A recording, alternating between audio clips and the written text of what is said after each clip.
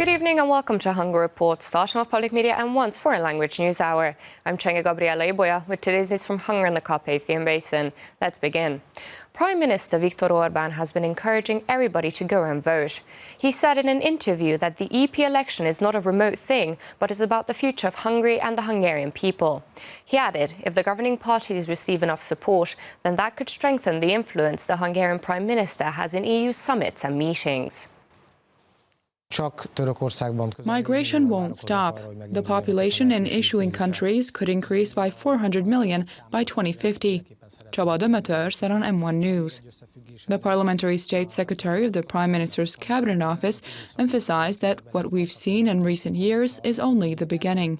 We've been debating the future of Europe for years, along with what to do and what not to do on migration. But for the first time now, we have the chance to decide the politics at the European elections, he said. He added that, according to the government, institutions in Brussels haven't been representing the will of Hungarian or European citizens recently, because they pushed plans that didn't have their support. It matters whether pro-migration or anti-migration leaders will be at the forefront of Europe, Viktor Orbán said on the Zalaegerszeg local TV channel. This is my 6th week campaigning in Hungary to convince people that they shouldn't regard this election as a distant event happening in faraway Europe, but that this is their election. This is about Hungary. It's their voice, and their message must be sent to Brussels now, the PM said. He added that it's in Hungary's interest that it be strong in Brussels, and the people, their support and their votes are needed for that. Tuesday marks the day of the Hungarian national defense, as it was on this day in 1849 that Hungarian soldiers took back the castle of Buda in their spring campaign. Due to this, President János Áder handed over the regimental flag for the national command of the military. He said Hungarians want the same thing they wanted 170 years ago during the freedom fight, a strong, independent and free country. A díszettség a csapatzászlósi adományozási ünnepségre felsorakozott. President János Áder greeted troops before the Sándor Palace. Along with the Air Force and the Special Forces, one of the newest branches, the Cyber Protection Unit, was also present. The president said that in the past 170 years, Hungarians' will has not changed, that Hungary be strong, independent and free. On the Day of National Defense, we celebrate a simple and clear will, the will that Hungary exists.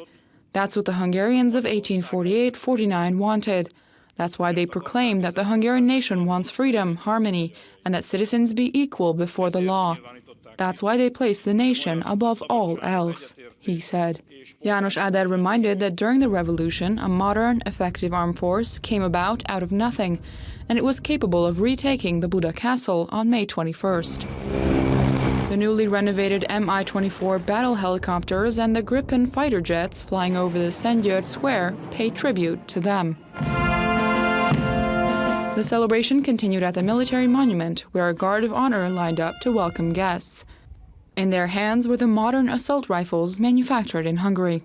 The Minister of Defense emphasized the importance of a modern military. Tibor Benkő talked about how the Hungarian army will renew itself through the military development program. This year, as well as next year, the Hungarian economy will grow at a pace much beyond that of the EU average. This is what the OECD, or the Organization for Economic Cooperation and Development, said in their latest report. They're expecting a 3.9% GDP growth for 2019, which is almost the same as what the Hungarian government was expecting. It's still wage increases, which results in the increase of consumption and investments that are pulling the economy at such a pace. They've cleared the terrain, and the foundations of the pillars are ready.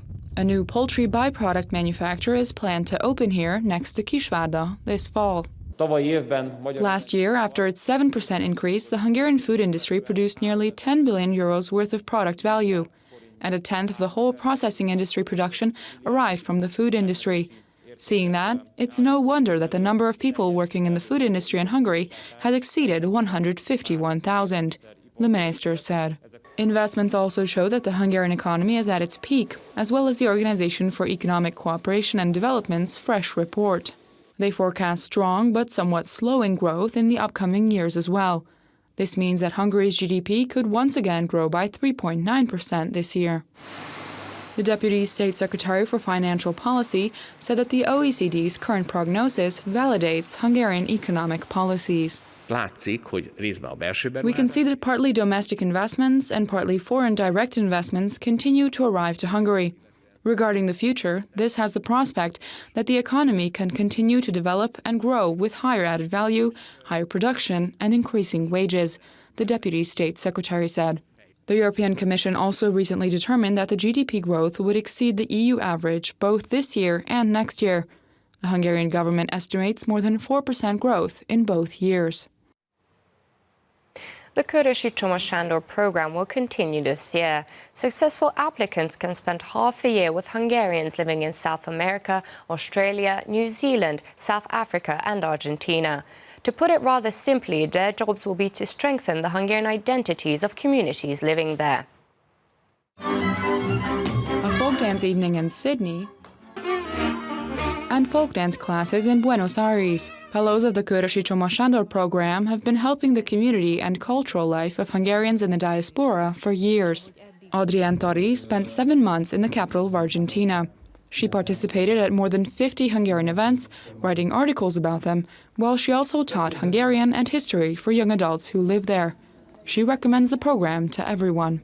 I recommend this program to anyone who is patriotic and wishes to pass on their knowledge of the Hungarian language and culture to Hungarians living around the world, and to anyone who wants to experience what it feels like to care for your Hungarian roots thousands of kilometers away, she said. Compared to previous years, the number of fellows has increased. 36 of them are traveling this year. Among the destinations are several South American countries, New Zealand, Australia, and South Africa. Applicants will be working primarily in education and culture, but for the first time, church fellows were also accepted to the program. The Körösi Csoma Sándor program, launched 6 years ago, has by now become one of the most popular national policy programs.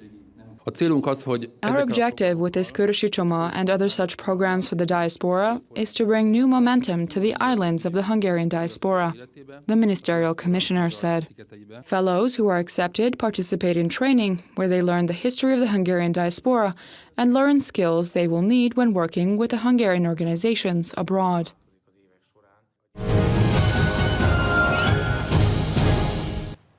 A new application has been developed by the Danube-Bend region's touristic experts. The free mobile application currently showcases the touristic offers of 8 different settlements. The application has countless sites, restaurants, wineries and hotel data available, as well as fresh daily program guides for tourists visiting the region. A 500-year-old winery is located under the Bishop's Palace in the city centre of Sümeg.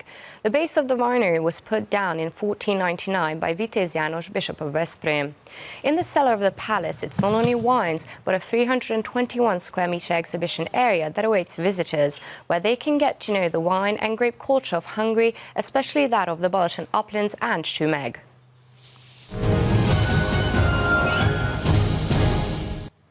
And that's all for now, but don't forget you can catch Hungary Reports every night after 11 p.m. news and online as always. Do stick around and watch our German, Russian and Chinese language news.